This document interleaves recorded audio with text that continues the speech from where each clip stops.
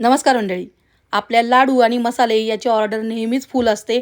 लाडू करताना एवढं काही वाटत नाही, पण त्याचं जेव्हा पॅकिंग असतं ना, तेव्हा मात्र मदतीची गरज लागते कोणाची ना कोणाची तरी. पण अशा वेळी ना नेहमीच प्रणव उभा राहतो. आता 2 दिवस झाले आमची पॅकिंग चालू आहे आणि त्यातून पूर्वा घरी असल्यामुळे तेवढं टेन्शन जरा कमी आहे माझं. नाहीतर मग लाडू पण करा, पॅकिंग पण करा, असं सगळं होऊन जातं. आता हे झालं आमच्या दोघांचं, पण ऑर्डर उचलणारे प्रथमेश आणि पूर्वा आहेत आणि ते दोघेजण मिळून ते ॲडजस्ट करतात.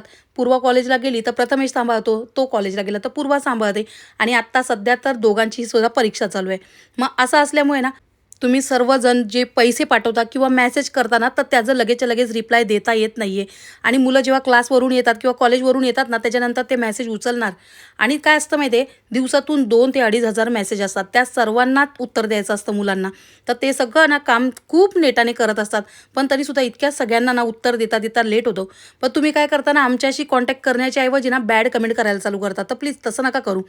मध्ये तर एका दादांची अशी मला कमेंट आलेली होती, म्हणजे मेसेज आला होता मुलांना, की मला असं वाटतंय की तुमचा लाडू किंवा मसाल्यांचा बिझनेस नसून लोकांना फसवण्याचा धंदा आहे. तर मला माझे पैसे रिटर्न करा. तर आम्ही त्यांचा मेसेज वाचला आणि मग नंतर त्यांना रिप्लाय दिला आणि त्यांना सांगितलं, की तुम्ही तुमचा स्कॅनर पाठवा, मी तुम्हाला तुमचं पेमेंट रिटर्न करते.